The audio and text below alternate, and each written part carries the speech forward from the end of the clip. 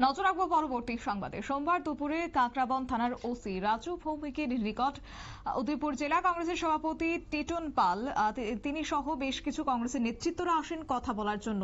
একটি বিষয় নিয়ে যখন ওসির সাথে কথা চলছিল ঠিক তখনই কাকরাবন থানার ওসি রুমে এসে কাকরাবন বিজেপির মন্ডল প্রেসিডেন্ট তিনি উদয়পুর জেলা কংগ্রেস টিটন পালের সাথে তর্ক বিতর্ক হয়েছে বলে অভিযোগ করেছেন জেলা কংগ্রেস সভাপতি টিটন পাল এবং এই ঘটনাকে অস্বীকার করেছেন কাকরাবন বিজেপি মন্ডল সভাপতি বিশ্বজিৎ সরকার।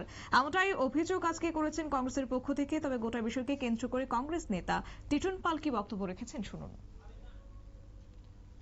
দুঃখিত, কি রয়েছে বক্তব্য শুনুন।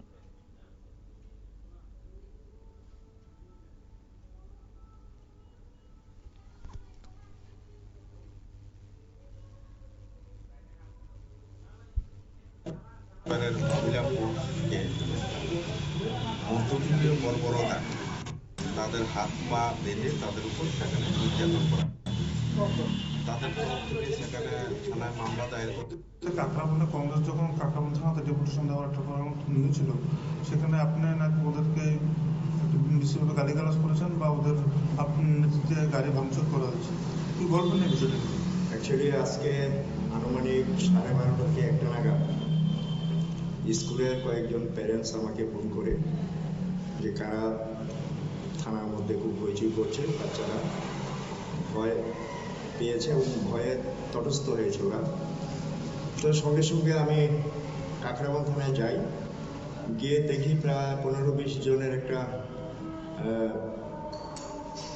কংগ্রেসের টিম টিটন পালের নেতৃত্বে কাকরাবনের ব্লক সভাপতি নিত্যগোপাল সাহা, রবিউল আলম এবং উদয়পুর থেকে প্রহ্লাদ ঘোষ থেকে শুরু করে সবাইকে আমি চিনি না, মানে থানার মধ্যে খুব কথাবার্তা চলছে। তো আমি গিয়ে শুধু বড়বাবু রুমে ঢুকি, জিজ্ঞেস শুধু এটুকু করেছি যে কারা এই স্লোগানটা দিয়েছে যে বিজেপি গুন্ডারা হুঁশিয়ার।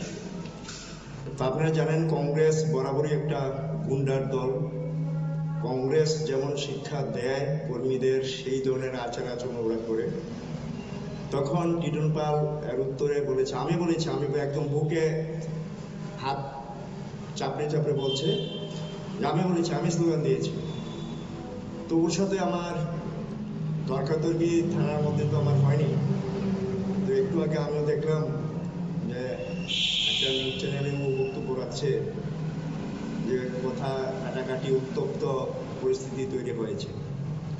তো অ্যাকচুয়ালি পরবর্তী সময়ে যেটা বললো সেটা আমি জানি না কি হয়েছে। ও বলছে ওর গাড়িকে লক্ষ্য করে ইট পাটকেল ছোড়া হয়েছে।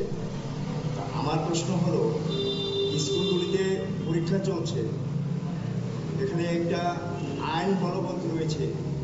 সেখানে আমি ওসি সাহেবকে যখন জিজ্ঞেস করলাম, পরবর্তী সময়ে এসডিপিও সাহেব এসেছিলেন, ওনাকেও আমি জিজ্ঞেস করলাম, ওনারা সরাসরি বলেছেন যে কোনো ধরনের ইনফরমেশন ছাড়া এবং কোনো ধরনের লেটার ছাড়াই হইচই শুরু করেছে এবং বিশ্রীভাবে গালিগালাজ ভারতীয় জনতা পার্টির কর্মীদেরকে লক্ষ্য করে গালিগালাজ করেছে। যা মানে ফল হয়েছে এরকম যে বাচ্চারা, ছোট ছোট বাচ্চারা, কোমলমতি বাচ্চারা যখন পরীক্ষা দিচ্ছিল, সেটা আপনারা জানেন যে থানা থেকে ছোট দূরত্ব নয়, শ্যামাপ্রসাদ মুখার্জি স্কুল আর কাকরাবন বিদ্যাজ্যোতি স্কুল, সেখানে কয়েকজন মাস্টারবাবু বেরিয়ে এসছে কি হয়েছে ঘটনা জানার জন্য।